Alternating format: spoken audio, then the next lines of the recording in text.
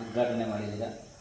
ಹಾಗೆ ಈ ಚೆಸ್ನ ಬಗ್ಗೆ ಒಂದಷ್ಟು ಮಾಹಿತಿಯನ್ನು ಮತ್ತು ಮಕ್ಕಳು ನಾಳೆಯಿಂದ ಜಾಯಿನ್ ಆಗಬೇಕು ಅಂತ ಹೇಳುವಂಥ ತುಂಬ ಮಕ್ಕಳಿದ್ದಾರೆ. ಇವತ್ತು ನಮ್ಮ ನಿರೀಕ್ಷೆಗಿಂತ ಜಾಸ್ತಿ ಮಕ್ಕಳು ಇವತ್ತು ಬಂದಿದ್ದಾರೆ. ಈ ಚೆಸ್ನ ಬಗ್ಗೆ ಒಂದಷ್ಟು ಮಾಹಿತಿಯನ್ನು ತಾವು ಚೆಸ್ ತರಬೇತಿ ಶಿಕ್ಷಕರಾಗಿ ತಾವು ಮಾಹಿತಿಯನ್ನು ನೀಡಬೇಕು ಅಂತ ಕೇಳ್ಕೊಳ್ತೀನಿ.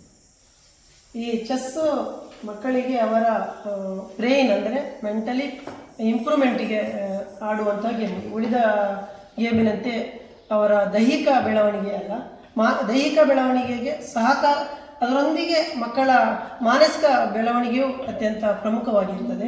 ಆ ರೀತಿಯಾಗಿ ಒಂದು ಕ್ರೀಡೆಯಲ್ಲಿ ಇರುವಂಥದ್ದು ಅಂದರೆ ಒಂದು ಚೆಸ್, ಅದನ್ನು ಮಕ್ಕಳಿಗೆ ತಮ್ಮ ಆಟದಲ್ಲಿ ಕಲಿಯುವುದೇನು ಅಂತೇಳಿದರೆ,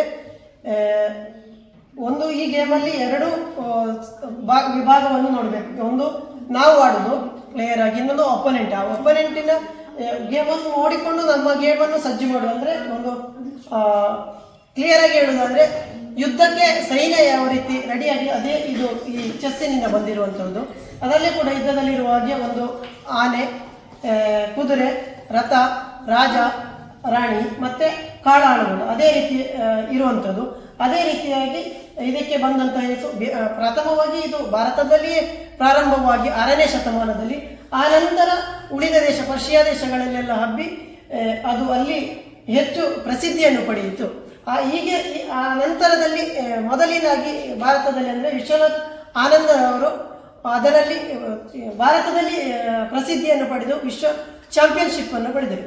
ಆ ನಂತರದಲ್ಲಿ ಅದು ಕೂಡ ಭಾರತದಲ್ಲಿ ಇಂಪ್ರೂವೈಸ್ ಆಗುತ್ತೆ, ಅದರ ಬೆಳವಣಿಗೆ ಆಗುತ್ತಾ ಹೋಯಿತು. ಆ ಬೆಳವಣಿಗೆಯ ಮುಖಾಂತರ ಈಗ ನಮ್ಮ ಭಾರತದಲ್ಲಿ ಕೂಡ ಇದು ಅತಿ ಹೆಚ್ಚು ಚೆಸ್ಸಿನ ಕ್ರೀಡಾಪಟುಗಳನ್ನು ಹೊಂದಿರುವಂತಹ ಕ್ರೀಡೆಯಾಗಿದೆ. ಇತ್ತೀಚೆಗಷ್ಟೇ ನಮ್ಮ ಅತ್ಯಂತ ಕಿರಿಯ ಆಟಗಾರರು ಕೂಡ ವಿಶ್ವ ಚಾಂಪಿಯನ್ಶಿಪ್ಪನ್ನು ಪಡೆದಿರುವಂಥ ಈ ಕ್ರೀಡಾಕೂಟ ಈ ಕ್ರೀಡೆಯು ನಮ್ಮ ಅಮರ ತಾಲೂಕು ಚಾರಿಟೇಬಲ್ ಟ್ರಸ್ಟ್ ಇವರ ವತಿಯಲ್ಲಿ ಗ್ರಾಮೀಣ ಮಕ್ಕಳಿಗೆ ಸಹಕಾರಿಯಾಗಲಿ ಎಂಬ ಅವರ ಆಶಯದೊಂದಿಗೆ ನಾನು ಈ ತರಬೇತಿಗೆ ಬಂದಿರುತ್ತೇನೆ. ಅವರ ಅಭಿಲಾಷೆ ಏನೆಂದರೆ, ಗ್ರಾಮೀಣ ಮಕ್ಕಳಿಗೆ ಈ ಚೆಸ್ ಅಂತ ಕ್ರೀಡೆ ಗೊತ್ತಿರುವುದಿಲ್ಲ.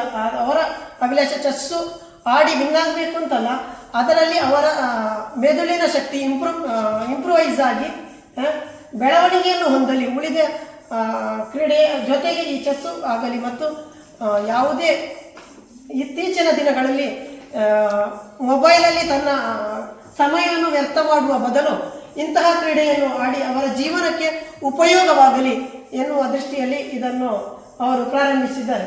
ಆ ರೀತಿ ಈ ಕ್ರೀಡೆಗೆ ಇವತ್ತು ಬಹಳಷ್ಟು ಜನ ಕ್ರೀಡಾಪಟುಗಳು ತಮ್ಮ ಇಚ್ಛೆಯಿಂದ ಬಂದಿದ್ದಾರೆ. ಮುಂದೆ ನಾಳೆಯಿಂದ ಮತ್ತಷ್ಟು ಜನಗಳು ಬರಲಿ ಎಂದು ಅವರ ಆಶಯದೊಂದಿಗೆ ಇಚ್ಛೆಪಡಿಸುತ್ತೇನೆ.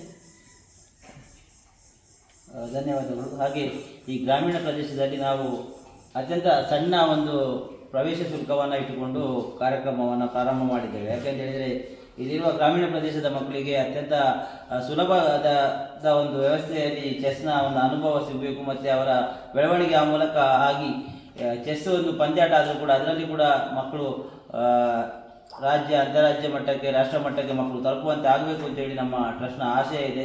ಹಾಗೆ ಒಂದು ಸಣ್ಣ ಒಂದು 250 ರೂಪಾಯಿ ಒಂದು ಫೀಸನ್ನು ನಾವು ನೇರವಾಗಿ ದಿನ ಒಂದು ಕಾರ್ಯಕ್ರಮದ್ದು ಮತ್ತು ನೇರವಾಗಿ ನಮ್ಮ ಅಧ್ಯಾಪಕರಿಗೆ ಅದನ್ನು ಒಂದು ಗೌರವ ಧನವಾಗಿ ನೀಡಬೇಕು ಅಂತ ಹೇಳುವಂಥ ಒಂದು ವಿಚಾರದೊಂದಿಗೆ ಈ ಕಾರ್ಯಕ್ರಮವನ್ನು ಮಾಡಿದ್ದೇವೆ. ನಾಳೆ ಕೂಡ ಮಕ್ಕಳು ಜಾಯಿನ್ ಆಗುವವರಿದ್ದರೆ ಅವರಿಗೆ ಅವಕಾಶ ಇದೆ.